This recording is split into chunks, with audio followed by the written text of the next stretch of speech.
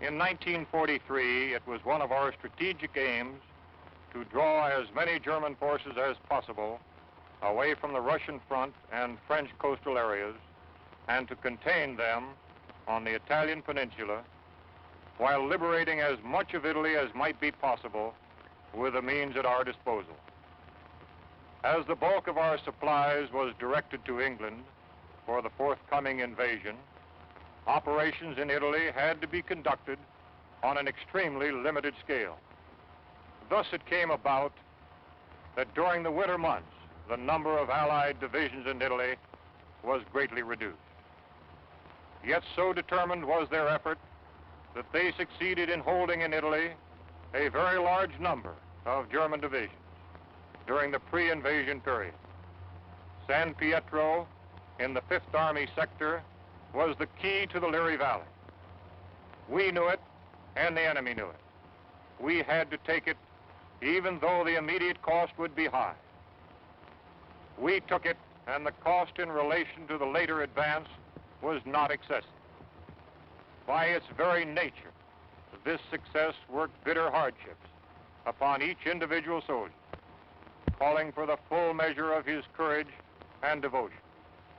The response of our 5th Army troops provides an inspiring page in our military history.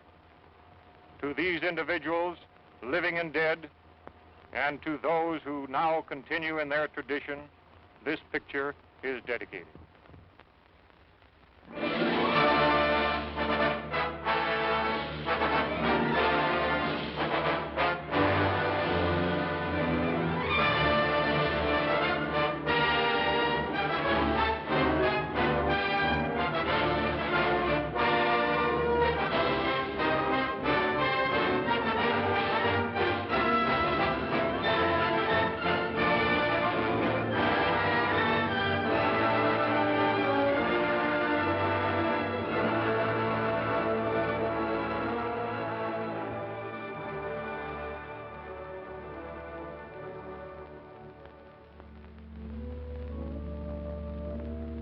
Liri Valley lies in the Italian Midland, some 60 miles northwest of Naples to some 40 miles southeast of Rome. A wide, flat corridor enclosed between 4 walls of mountains. In winter, the highest peaks of the Liri Range ascend into the snows, but the valley floor with its olive groves and ancient vines, its crops of wheat and corn, is green the year around. That is, in normal times. Last year was a bad year for grapes and olives, and the fall planting was late. Many fields lay fallow. There are 2 ways from the south into the valley. One, a narrow pass. The other, a high, scenic road over the mountains. They converge before the site of the ancient village of San Pietro, which for 700 years has stood at the threshold of Liri Valley, welcoming the traveler. The stones of its walls were quarried out of the parent hill from whose slopes it rises. Population 1,412 at the last census. A farming community. Patron saint, Peter. Point of interest, St. Peter's, 1438. Note, interesting treatment of chancel.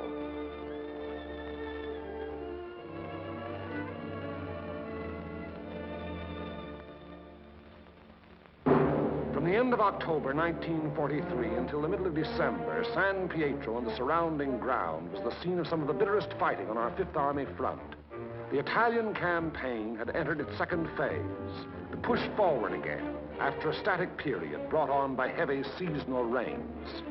Our battle lines were haphazard as the terrain itself, with its flood-swollen rivers that twisted back and forth across our line of march so that each river seemed like 5. And where there was no river to cross, a mountain blocked our going, each peak ahead being a few meters higher than the last we had won, so that each new peak had to be fought for, the hard, uphill way, with the enemy looking down our throats. They had had time to fortify and camouflage their positions. No amount of artillery fire or aerial bombardment could force them to withdraw.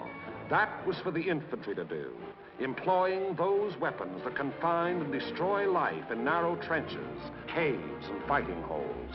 It was up to the man with the rifle, the man under fire from all weapons, the man whose way all our weapons, land, air, and sea, serve only to prepare. It was up to the foot soldier to attack a hidden enemy over ground that was sown with mines, the anti-personnel S-mines that fly up at a footfall to explode beneath the groin. Nowhere along the entire front were enemy preparations more elaborate than in the San Pietro area. For San Pietro stands at the threshold of Liri Valley, and through Liri Valley, wide and level, runs the most highly prized length of road south of Rome. By early December, we had taken and were holding high ground to the northeast, east, and south of San Pietro, the Camino Maggiore hill mass being last to fall. An Italian brigade under Allied command had made a vain attempt to capture Mount Lungo, possession of which would have acted greatly to our benefit in the impending action. The Italians were all but annihilated. In view of their excessive losses, further operations against Mount Lungo's strategic heights were abandoned. And it was decided to make a direct frontal assault on enemy positions in and around San Pietro. Elements of the 36th Texas Infantry Division were rotated from position to position, overlooking the valley, so the troops might study the terrain ahead from various viewpoints.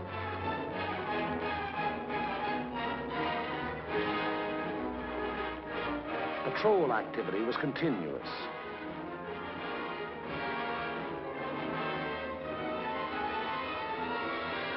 Day and night, units went out to reconnoiter the ground, draw fire, take prisoners, thus adding to the sum of our information about the enemy. High points, Mount Lungo's 351 and Mount Simucro's 1205 and 950 were all manned in force. The town itself was strongly garrisoned with numerous mortar, machine gun, and heavy weapon emplacements. 4 enemy battalions were dug into a line of connecting trenches and mutually supporting pillboxes in depth that extended from the base of Mount Lungo, northeast across the valley floor to the base of Mount Simucro. Another battalion was organized to defend the high ground northwest of San Pietro. Areas before these positions were heavily mined and held a confusion of barbed wire and booby traps. On the afternoon before, D-Day and H-Hour were communicated to battalion commanders.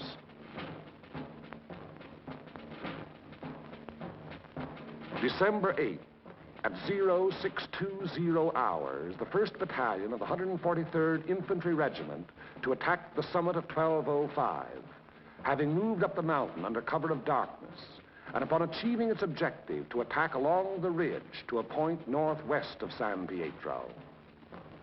The 3rd Ranger Battalion likewise to attack 950, another feature of the Mount Simucro hill mass. The 2nd Battalion of the 143rd to attack over the terraced olive orchards northeast of San Pietro.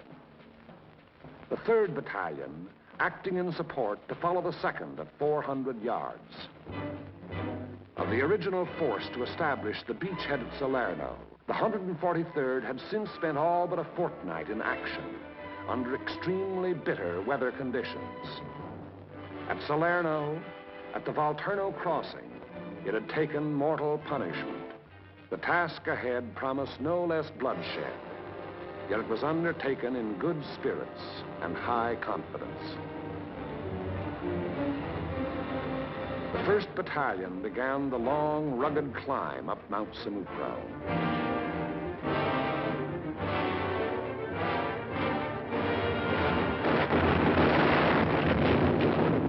As night fell, our artillery opened up, and throughout the night hours, intense fire was laid down on the enemy's main line of resistance.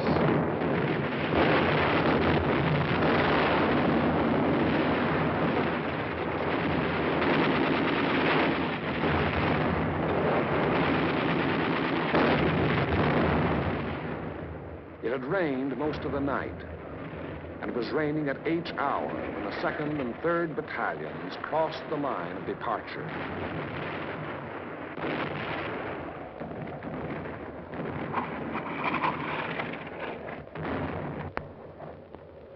Some 200 yards forward, they encountered mines and automatic fire from pillboxes.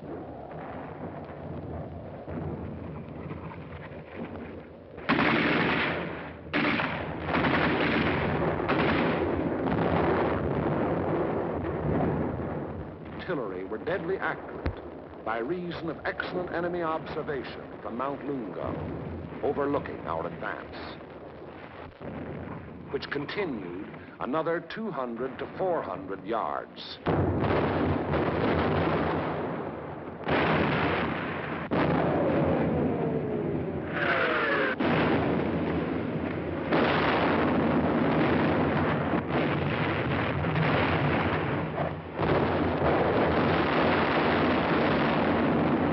Many men gave their lives in attempts to reach pillboxes and throw hand grenades through the narrow gun openings. The 3rd Battalion was committed.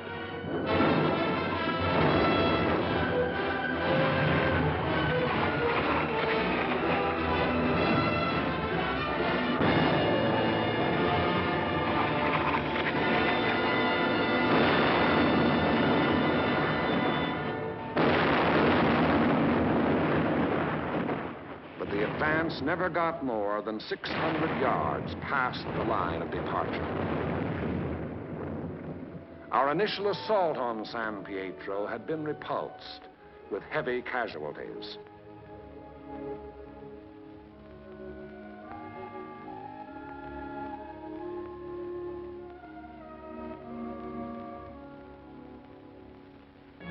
The attack on Hill 1205, however, was a brilliant success. Leading elements of the 1st Battalion had gained the summit of the objective before a strongly entrenched enemy knew that an assault was in progress.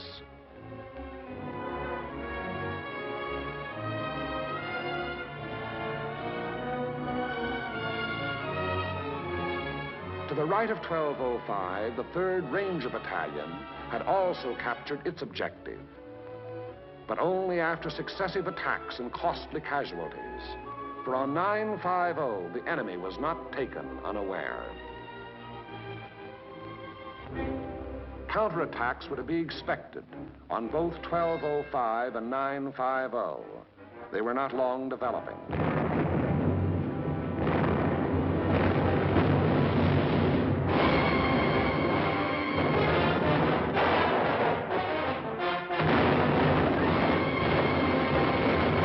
The first was launched during the early daylight hours, and even as it was beaten off, another took form.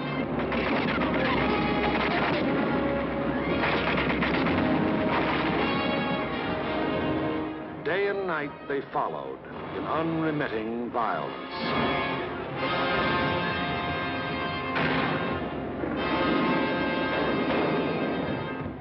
The toll of enemy dead mounted with each new attempt.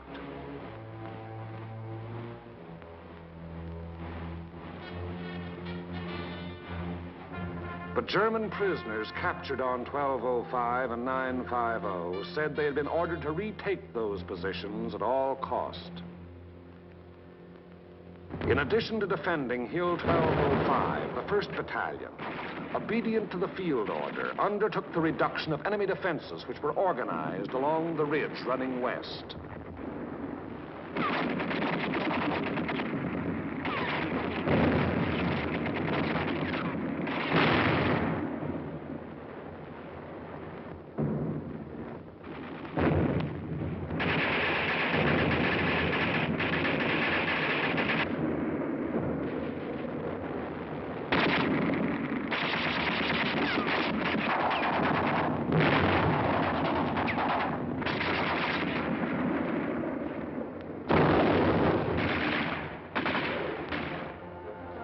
On the 12th of December, the 1st Battalion was reinforced by the 504th Parachute Battalion, which took over and maintained the defenses of 1205 and 950. thereby enabling the 1st Battalion to throw its entire remaining strength into the assault along the ridge. But the 1st strength had dwindled and shrunk in the 5 days past, and there was now a question as to whether its existing numbers were sufficient to prevail. Reports during the night of the 14th of December stated that the enemy was offering bitter resistance and that the issue was in grave doubt. Meanwhile, on the olive terraces below, the 2nd and 3rd Battalions had twice again attempted to reach their objective. Both times they had come up against a wall of automatic weapon, mortar, and artillery fire.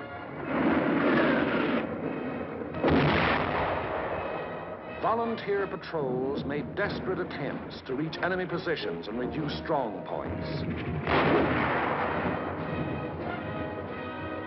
Not a single member of any such patrol ever came back alive. Our attacking forces were furnished excellent aerial cover by Allied fighter patrols.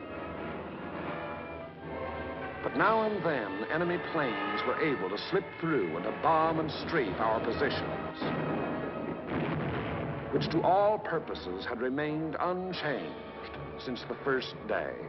To break the deadlock, orders were given for a coordinated divisional attack. The 2nd and 3rd Battalions of the 143rd to proceed in the execution of the original orders. Acting in conjunction, Company A of the 753rd Tank Battalion to attack San Pietro from the east over the high road. 1 battalion of the 141st to attack over the flat valley floor. After nightfall on D-Day, the 142nd Infantry Regiment to attack Mount Lungo. The earlier decision not to attack those strategic heights having been reversed in view of the present critical situation.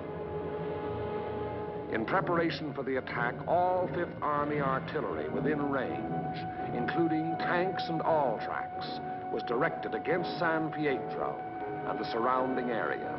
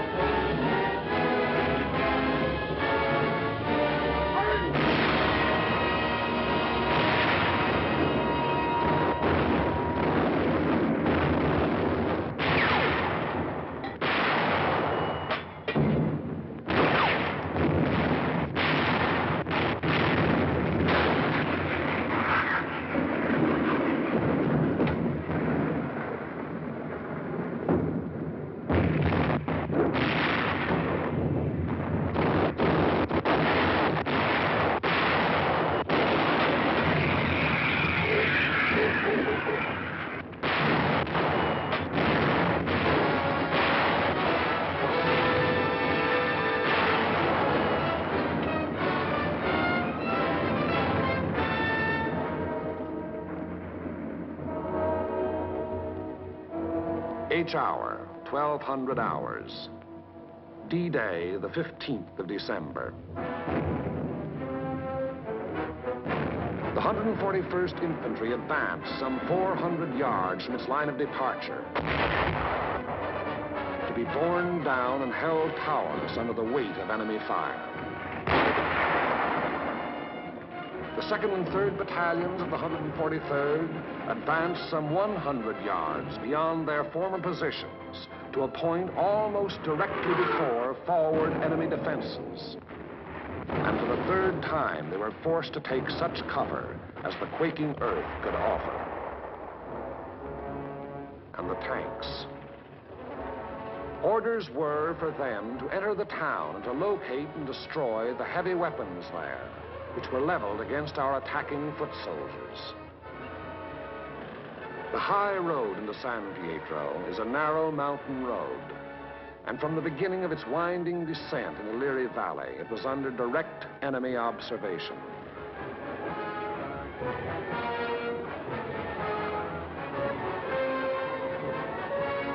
"16 tanks started down that road. 3 reached the outskirts of the town.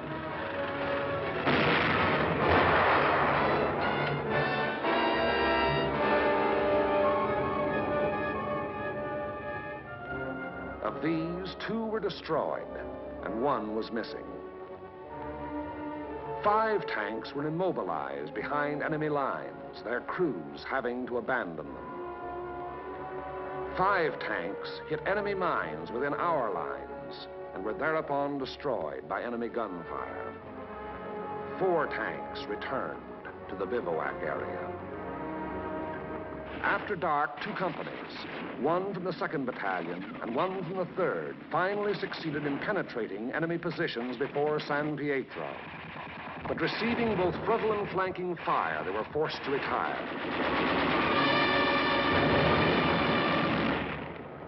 Company E having been reduced in strength to a handful of riflemen, and Company L faring little better.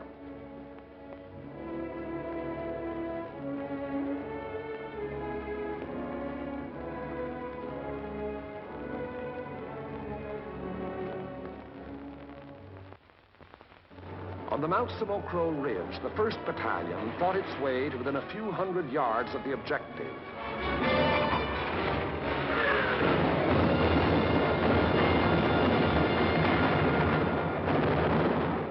But it had paid for ground gained at the rate of a man a yard, and it did not have strength to carry the fight any further forward.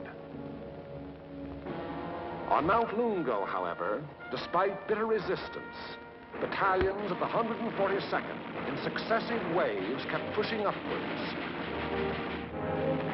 until, in the early daylight hours of the 16th of December, its foot soldiers had gained the summit and were wiping up what remained of a stubborn enemy. And that height proved to be a key position in the enemy plan of defense, for even as Mount Lungo fell, the enemy throughout the San Pietro area made preparations to withdraw. Almost invariably, the enemy will counterattack to cover a withdrawal. The first violent thrust was delivered within a few hours.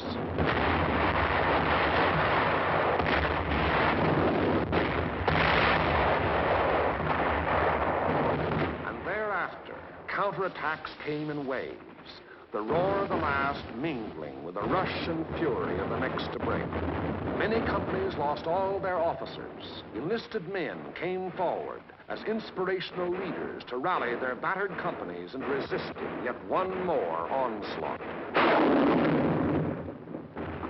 Our own artillery was brought to fall within 100 yards of our front-line elements.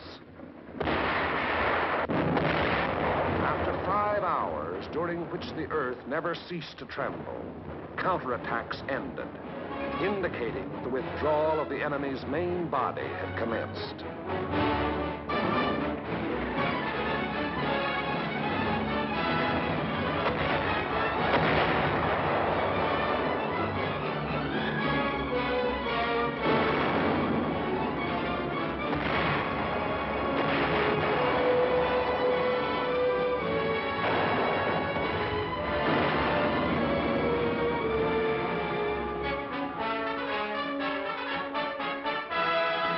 In an effort to maintain contact with the enemy, our patrols immediately pushed ahead.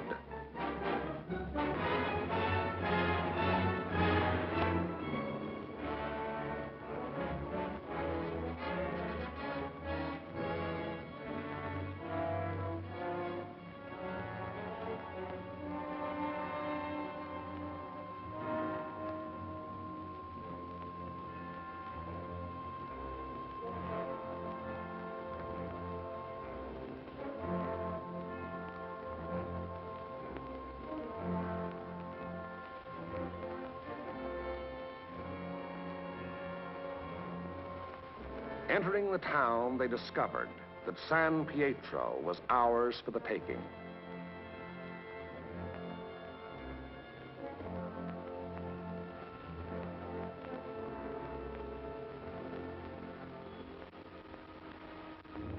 The 2nd and 3rd battalions, less than a rifle company in strength, weary to death who were alive, stumbled forward past San Pietro to consolidate gains and re-establish contact with the enemy, now taking up new positions some 5 kilometers beyond.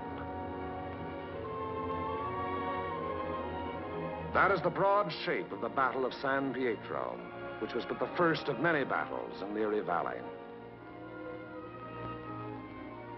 It was a very costly battle. After the battle, the 143rd Infantry Regiment alone required 1,100 replacements.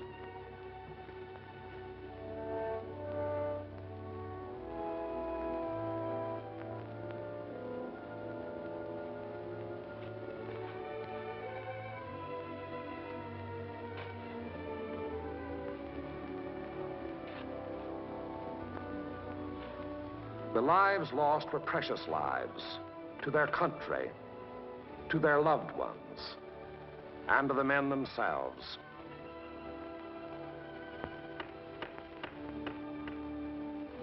For the living of the 143rd Infantry Regiment, more than 100 decorations for acts of valor above and beyond the call of duty.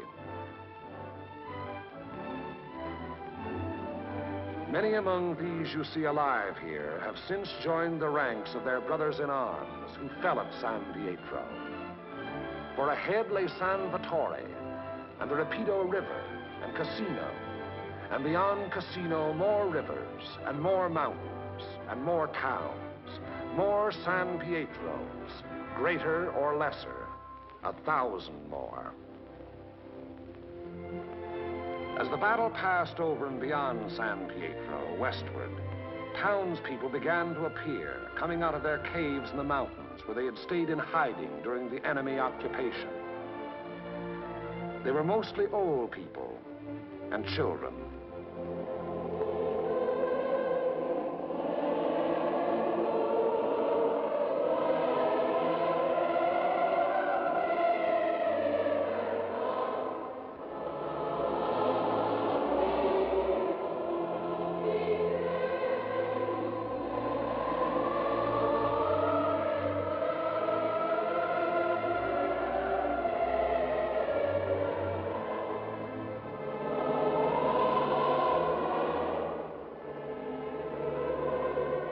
Townspeople were warned against enemy mines and booby traps, which were in the process of being cleared.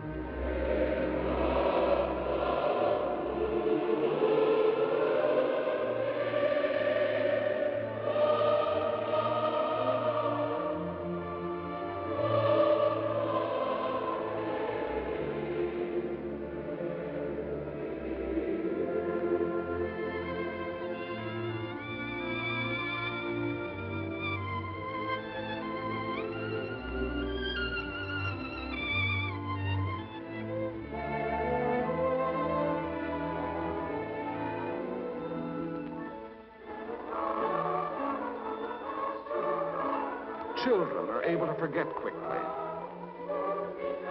Yesterday they wept. Today there are smiles and even laughter.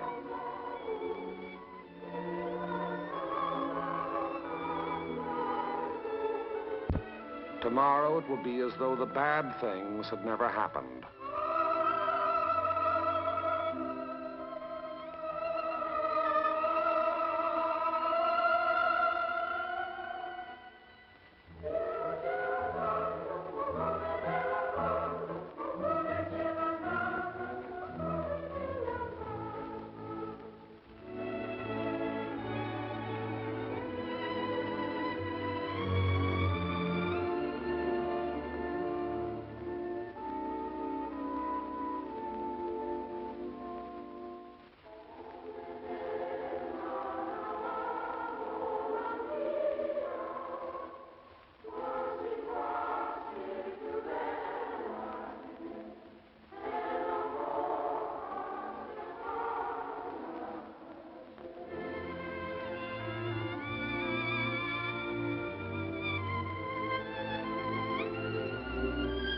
Living was resumed in San Pietro.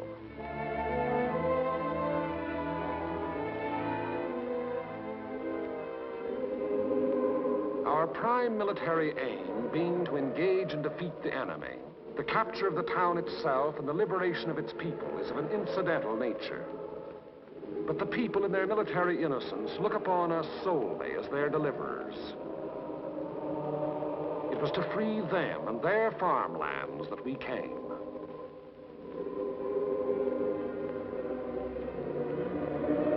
Behind our lines, southwest to the sea, the fields are green with growing crops planted after our coming by other people of other towns who believed likewise.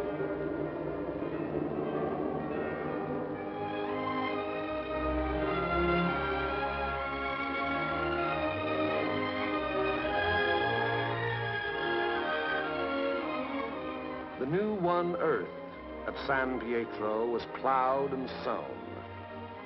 It should yield a good harvest this year.